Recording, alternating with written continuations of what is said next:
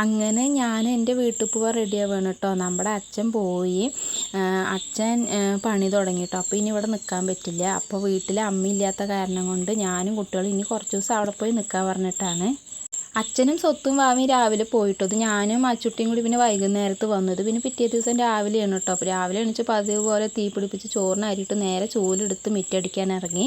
മുറ്റത്ത് നല്ലോണം കുപ്പി ഉണ്ടായിരുന്നു കേട്ടോ. കുറേ ദിവസമായില്ലേ മിറ്റടിച്ചിട്ട്.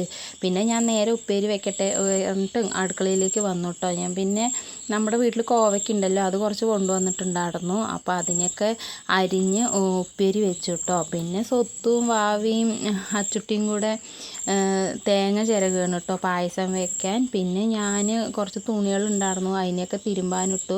പിന്നെ കുറച്ച് കല്ലിൽ കഴുകിയിടാനും ഉണ്ടായിരുന്നു കേട്ടോ. അപ്പോൾ ഞാനത് കുറച്ച് കല്ലിലും കഴുകിയിട്ടു.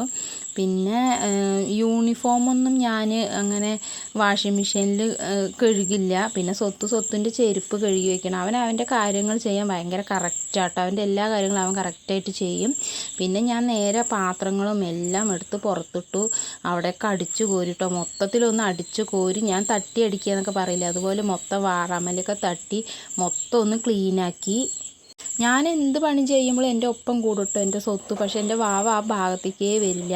പിന്നെ അച്ചുട്ടി ഹാളും റൂമുകളൊക്കെ അടിച്ചു തുടക്കുകയായിരുന്നു കേട്ടോ. അങ്ങനെ ഞാൻ എല്ലാവരുടെയും തുടച്ചു. പിന്നെ ഡപ്പകളൊക്കെ ഉണ്ടായിരുന്നല്ലോ, അതൊക്കെ തുടച്ച് വൃത്തിയാക്കി വെച്ചിട്ട് ഞാൻ പിന്നെ അങ്ങനെ കുളിക്കാൻ പോയി കേട്ടോ. പിന്നെ കുട്ടികൾ പഠിക്കാനിരുന്നു. ആ നേരം കൊണ്ട് ഞാൻ വേഗം പായസം വെച്ചു. പിന്നെ ഞങ്ങൾ നാലാളും കൂടി ഇരുന്ന് ഓരോ വർത്താനമൊക്കെ പറഞ്ഞ് പായസമൊക്കെ കുടിച്ചു കേട്ടോ. പിന്നെ ഇത്രയൊക്കെ ഉള്ളൂ അപ്പോൾ ഞങ്ങളുടെ ഇന്നത്തെ വിശേഷം. ഇനി അടുത്ത വീഡിയോയിൽ വരാം കേട്ടോ.